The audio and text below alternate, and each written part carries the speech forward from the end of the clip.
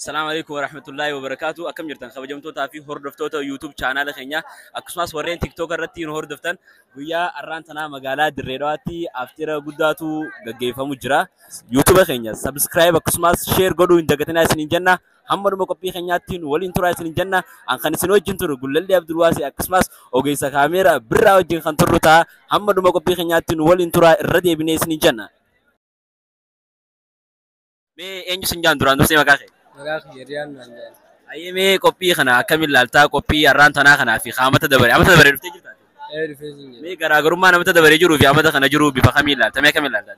Wallaahi hedduu bareedaadha. Har'aan kana hedduu dasne jee jira. Qaamata dabareerra qaamata kana hedduu dasne jee jira. Naa hedduu malee akkam jeetiin ibsaa hin wallaale. Hedduu dasne jee.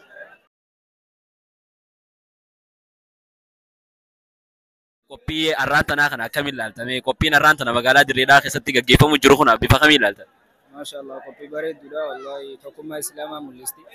Hedduu takkaan jaalladha wallahi hedduu namarraa babbareeda maashaallah kanumaan jira. Waa'ee qophii har'aan tanaa kana bifa kamiin ilaalta? Qophiin har'aan tana magaalaa Dirreedhaa gaggeeffamu jiru kun akkamiin ilaalta mee?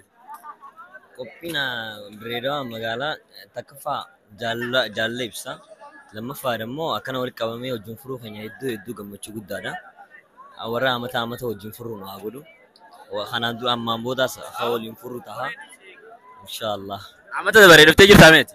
Dhufee hin jira wallahi. Akka himee qaamata dabareetii fi qaamata kanaa gizoo bira ilaalte maali garaagarummaan isaa?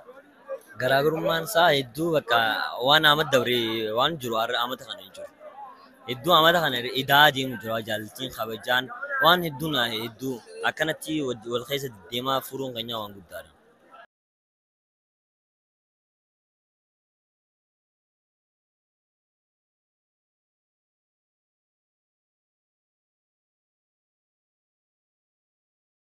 Mee qophii har'aan tana magaalaa Dirreedhaa keessatti gaggeeffamu jiru kana bifa akkamiin ilaaltan?